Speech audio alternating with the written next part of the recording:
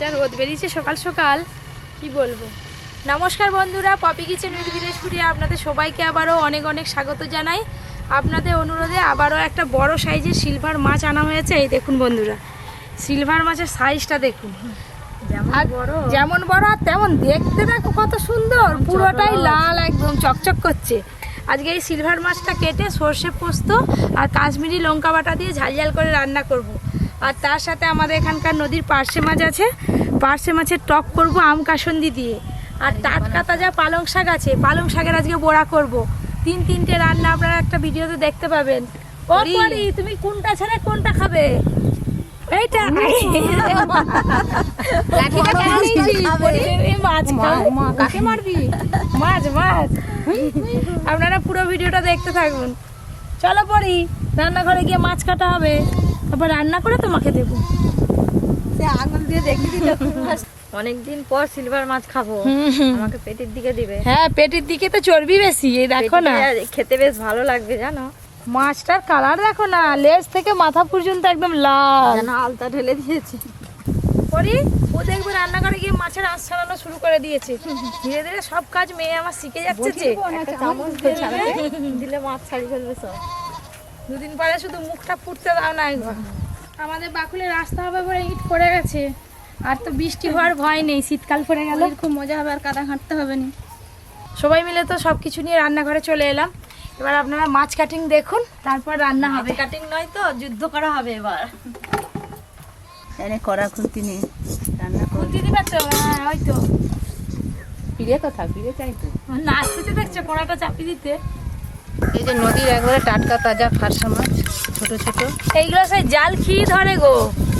যখন আসে বরফের পার্শে মাছ হলে অনেক পাওয়া যায়, এগুলো নদী থেকে টাটকা ধরে নিয়ে আসে তো খুব বেশি একটা পড়ে না, কম কম পায়।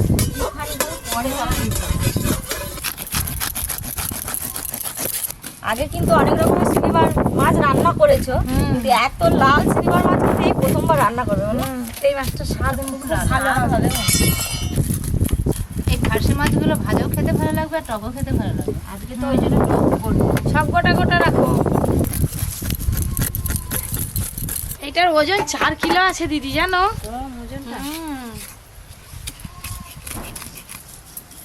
করি কি করবে কি না করবে, দেখো একবার পিড়েই উঠছে, একবার পিড়েটাকে নিয়ে তোলার চেষ্টা করছে, একদম থলথল করছে। পেটিতে যা চর্বি হবে দেখবে, আর মাছ ভাজার সময় তেল লাগবে, ওই জন্য ভালো লাগবে। পুরো মাছটা তো আঁশ ছাড়ানো হয়ে গেল, এবার মাছটা কাটিং করব। ধরো দিদি। ওই দেখবি আয় বাবা, নাড়তে পারিনি গো। ধরো। ও মা, বাবা জিনিস একখানা নিয়ে এসছে দেখো। যেমন চওড়া তেমন লম্বা তেমন ভারী, তেমন দেখতে সুন্দরী। এই যে মাছটাতে চর্বি ভর্তি একদম, কাটার আগেই আপনাদের বলছিলাম হেভি লাগবে খেতে। বাবা, নাও দিদি, তুমি লেজটা কাটো, আমি ধরটা কাটবো।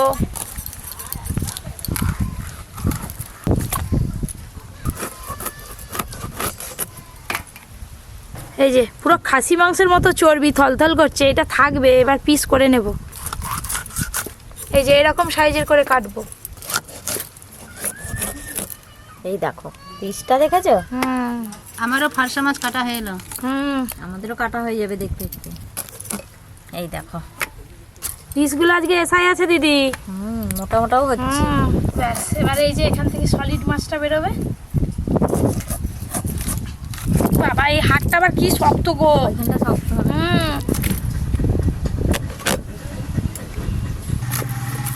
এই যে চাকার সাইজ দেখেছো?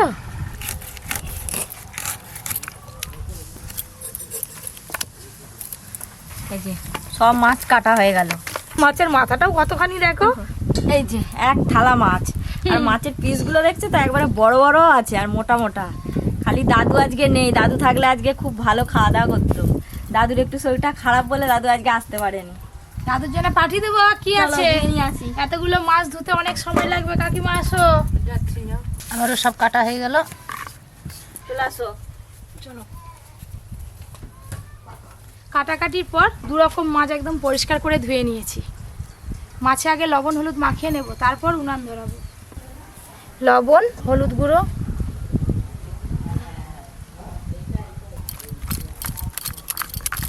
4 কিলো মাছ তো অনেক মাছের পিস হয়েছিল, বেশ অনেকগুলো মাছের পিস বাড়িতে তুলে রেখেছি কালকে খাবো বলে, আর আজকে এইগুলো রান্নাঘরে রান্না হবে।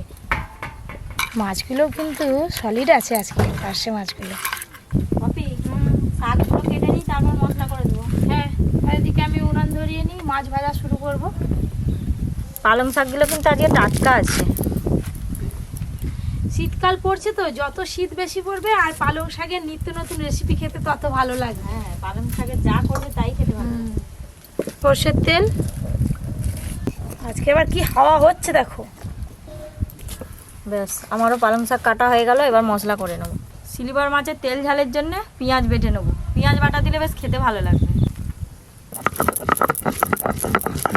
তেল খুব ভালো করে গরম হয়ে গেছে, প্রথমে সিলভার মাছ ভেজে নেব।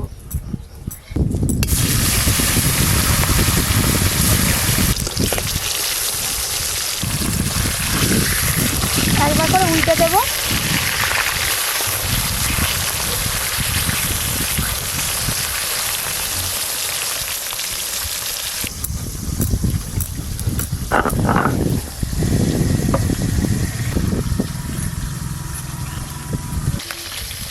মাছ রান্নার জন্য পেঁয়াজ বাটা তো হয়ে গেল, এবার সরষে পোস্ত একসঙ্গে বেটে নিই। সরষে পোস্ত,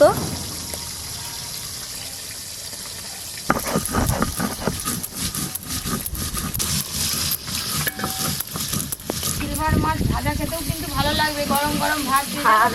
মাছ ভাজা রাত্রেবেলা বেশি তো রান্না করতে ভালো লাগেনি, এরকম তাহলে বেশ গরম গরম মাছ ভাজা, আলু সেদ্ধ আর ভাত।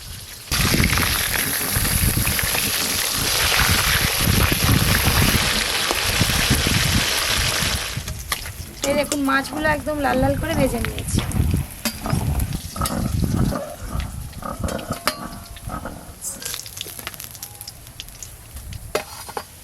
যা মাছ আছে এখনো একবার ভাজতে হবে।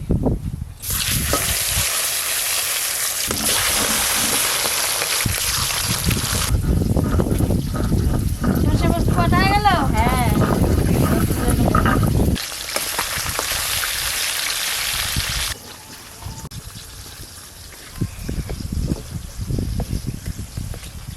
মাছের তেল ঝালের জন্য শুকনো লঙ্কা নিয়েছি ঝালের জন্য, আর ভালো কালার আসার জন্য কাশ্মীরি লঙ্কা নিয়েছি।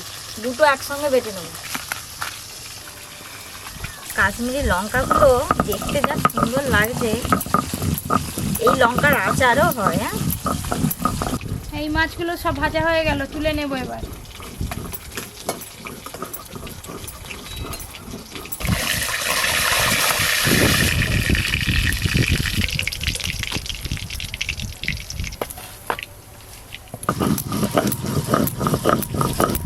এবার টকের জন্য পার্শে মাছগুলো ভালো করে ভেজে নেব।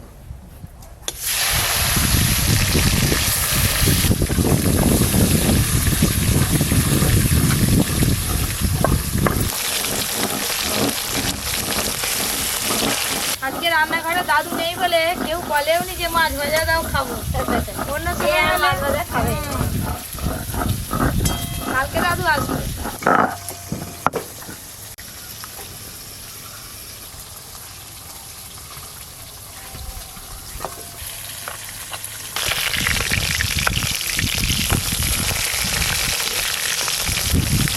টকের জন্য পার্শে মাছ খুব বেশি লাল লাল করে ভাজবো না, শক্ত হয়ে যাবে, খেতে খারাপ লাগবে, তাই একটু হালকা করে ভেজেই তুলে নেব। পার্শে মাছগুলো ভালো করে ভাজা হয়ে গেছে, এবার তুলে নেব। এটা তো সব হয়েই গেল, রান্নাটা যতক্ষণ লাগে। এই তো মাছের ঝাল আর মাছের টক করতে কতক্ষণ লাগবে। দু রকম মাছ খুব ভালো করে ভেজে নিয়েছি। প্রথমে সিলভার মাছের তেল ঝাল রান্না করব, কড়াতে তেল দেব।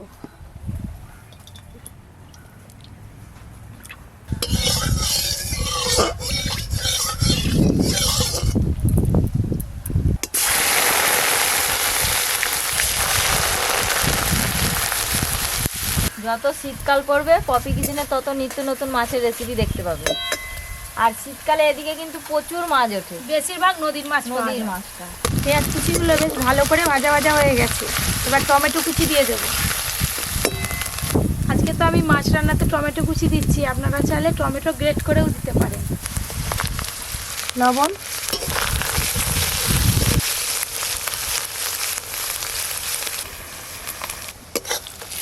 এই যে টমেটোগুলো খুব ভালো করে গলিয়ে নিয়েছি, এবার আমি বাকি মশলা দিয়ে দেবো।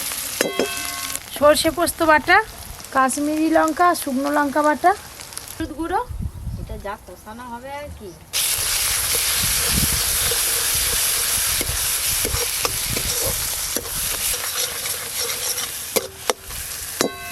সামান্য একটু জল দিয়ে ভালো করে কষে নেব।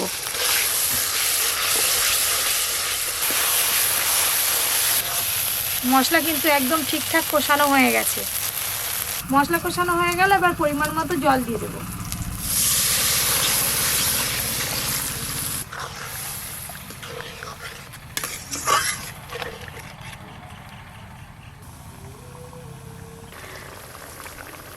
ঝোল তো টকবকে হয়ে ফুটে গেছে, এবার ভেজে রাখা মাছগুলো দিয়ে ঝোলটা একটু ভালো করে ফুটিয়ে নিলে মাছের মধ্যেও ঝোলের স্বাদ যাবে আর ঝোলটাতেও মাছের স্বাদ পাওয়া যাবে। ঝোলটা খেতেও বেশ স্বাদ লাগবে। ঝোলের মধ্যে এভাবে একটু ডুবিয়ে ডুবিয়ে দেবো মাছগুলোকে। সিলভার মাছের তেল ঝাল রান্না হয়ে গেল, এখনো দুটো রান্না বাকি আছে।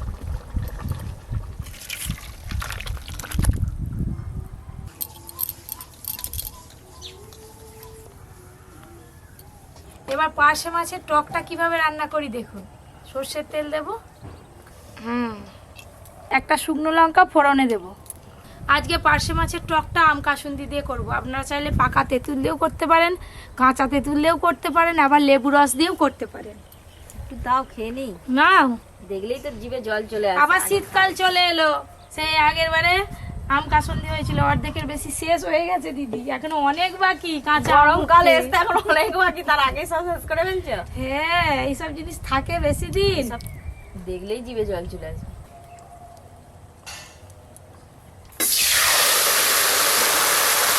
আর একটু জল লাগবে, জল দেব।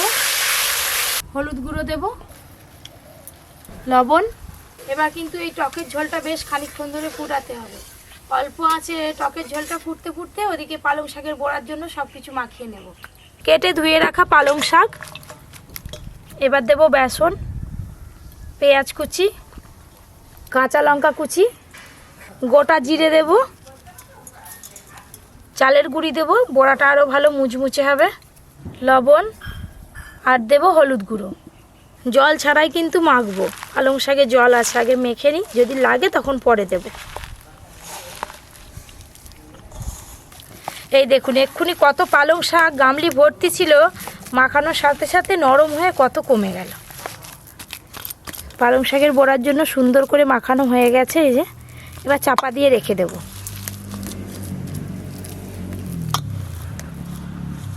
আর এদিকে টকের ঝোল একদম টকবকে হয়ে ফুটে গেছে, ভেজে রাখা পার্শে মাছগুলো দিয়ে দেব।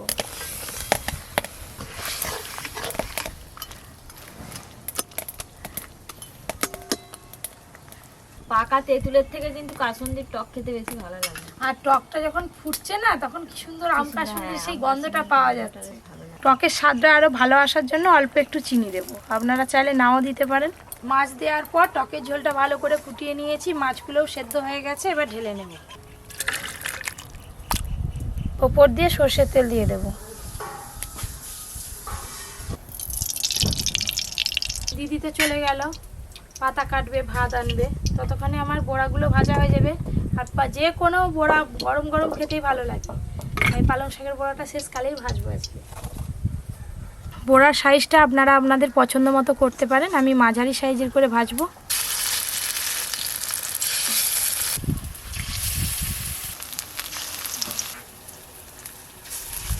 পালং শাক খাওয়া তো এমনিই ভালো, তো এই পালং শাক হয়তো অনেকে অনেক রকমভাবে রান্না করে, এরকম বড়া করে রান্না করে খেলে খেতেও ভালো লাগে আর তাড়াতাড়ি রান্নাটাও হয়ে যায়।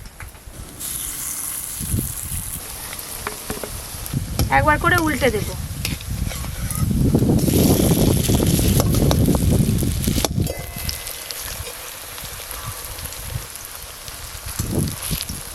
পালং শাকের বড়াগুলো খুব ভালো করে ভাজা হয়ে গেল। এই যে এবার তুলে নেব। দেখুন, দেখলে কিন্তু বোঝা যাবে না যে পালং শাকের বড়া, রান্না করে খেয়ে দেখতে হবে তবেই বোঝা যাবে।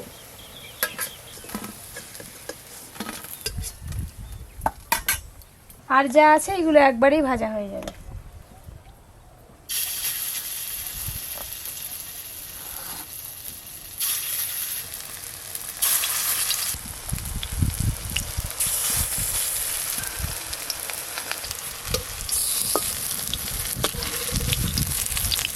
এই বড়াগুলো ভাজা হয়ে গেল, তুলে নেব এবার।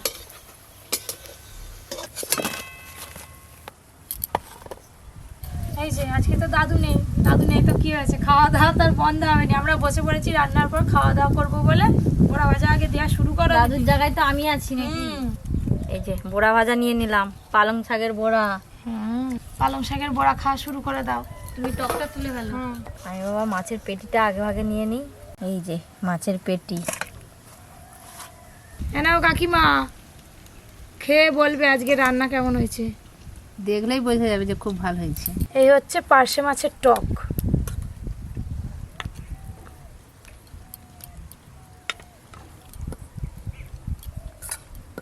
জিভ দিয়ে জল চলে আসেনি তো, মাছ দিয়ে দাও।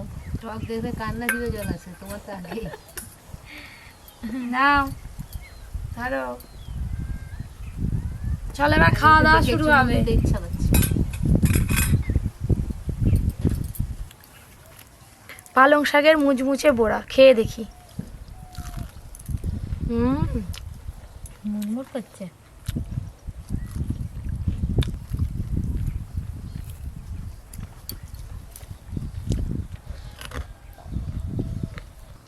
ফার্স্টেই পালং শাকের বড়া খাবো। একবারে মুচমুচ করছে,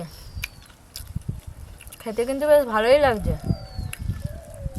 বাচ্চারা বিশেষ করে পালং শাকের তরকারি রান্না করলে খেতে চায় না, কিন্তু এইভাবে বড়া ভেজে দিলে খেয়ে নেবে। কিন্তু শীতকালে কিন্তু যে কোনো বড়া ভাজলে কিন্তু খেতে খুব ভালো লাগবে।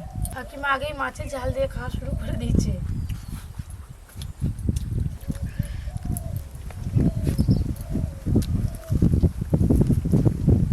এবার মাছের ঝালটা মেখে খাবো।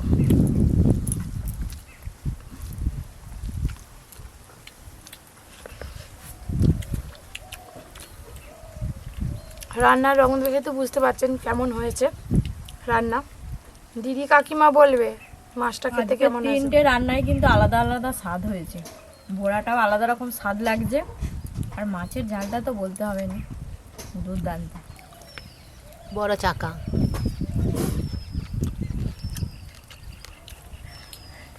দারুণ টেস্টি।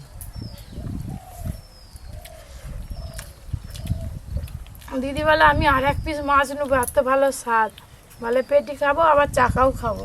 নিয়ে না একটা, দুটোই খাবো আজকে। চাকাটার খুব ভালো স্বাদ হয়েছে।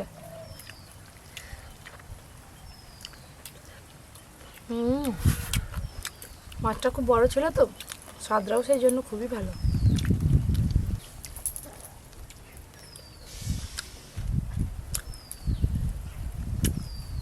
মাছটার দারুণ স্বাদ আছে কিন্তু।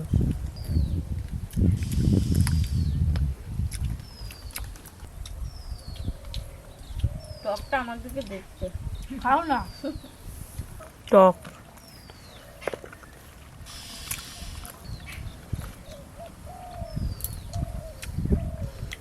কাসন দিদি আজ টক করেছে, এত সুন্দর লাগছে। আমি একটু ভাতে মাখিয়ে খেয়ে দেখি। এরকম মাছের টক বাইরে বেরিয়ে হোটেলে খুঁজলে কিন্তু আপনারা পাবেন না, বাড়িতে বানিয়েই খেতে হবে। কোথায় পাবে হোটেলে এরকম টক? এই যে পার্শে মাছ, যা স্বাদ, টাটকা মাছের স্বাদই আলাদা। বাটি ধরে খাচ্ছি। আম কাসন্দি দিয়ে ফাঁসা মাছের টক খেতে যা লাগে, দারুণ। আজকে রান্নাগুলো আপনাদের ভালো লাগলে অবশ্যই একটা লাইক করে সবার সাথে শেয়ার করবেন।